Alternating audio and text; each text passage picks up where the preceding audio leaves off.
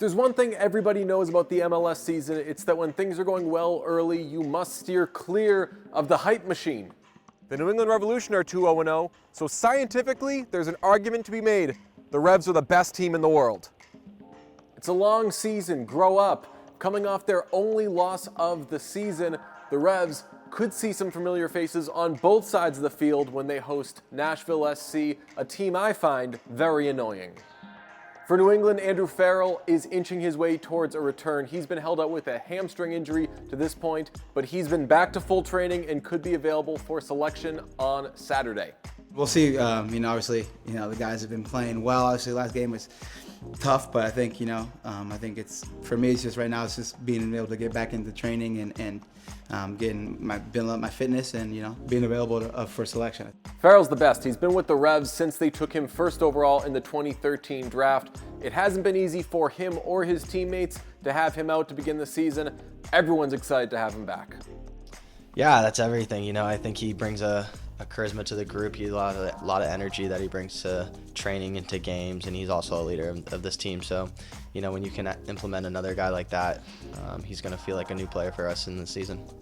And with Nashville SC comes the return of Teal Bunbury. The longtime Rev and fan favorite was traded after the 2021 season, and if you were sad to see him go, you share that in common with literally everybody who has ever come across Teal Bunbury.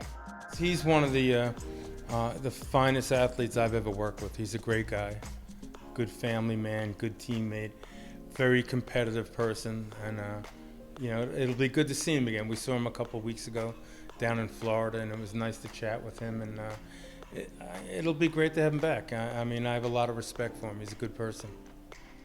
He's annoying to play against. I've dealt with it, now playing him in preseason, so it's fun. There's a little banter in there for sure, but he's a tough player to play against. He's always committed to pressing you, and as a midfielder, you don't really like that from forwards. Speaking of annoying, let's talk about Nashville SC. Anyone who has watched a game between the Revs and Nashville SC knows what I mean when I say they provide a frustrating experience. Stingy, low scoring, yes, annoying, but it works. They're 2-0-1. Obviously, really good defensive players on the team, with Walker, Zach Moore, Jack Mayer. They got really good, and Daniel Lovitz as well, and a good goalkeeper. So their back line's really good. They have some pace up top, obviously Teal, Fafa Pico, and then you got obviously reigning MVP Mukhtar, and a good veteran midfield. So they have like a lot of veteran pieces, a lot of young, quick attacking players, and a solid defense. So that's a team that it's just hard to beat. They rarely make mistakes, so it's, like I said, hard to beat them. They don't really beat themselves. So you have to create a lot of chances and kind of put them on the back foot, and then they're good on set pieces, and they have pace up top. So it's annoying to play against them because they'll sometimes sit in the block, hit you on the counter, and that's a dangerous game to play because you have to open yourself up to try to press them and kind of pin them back. So it'll be a good matchup. I think it'll be exciting for our fans, and especially see how we bounce back after the last result. Gustavo Bo made his season debut in the Revs' loss to LAFC. That's the good news. The bad news is something's up with Carlos Gil. The Revs captain didn't start the game. He did enter it, but then he left with some sort of muscle issue.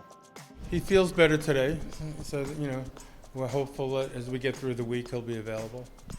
Saturday's an opportunity to get back on track for the Revs, and what better way to do it than by hosting a difficult team at home?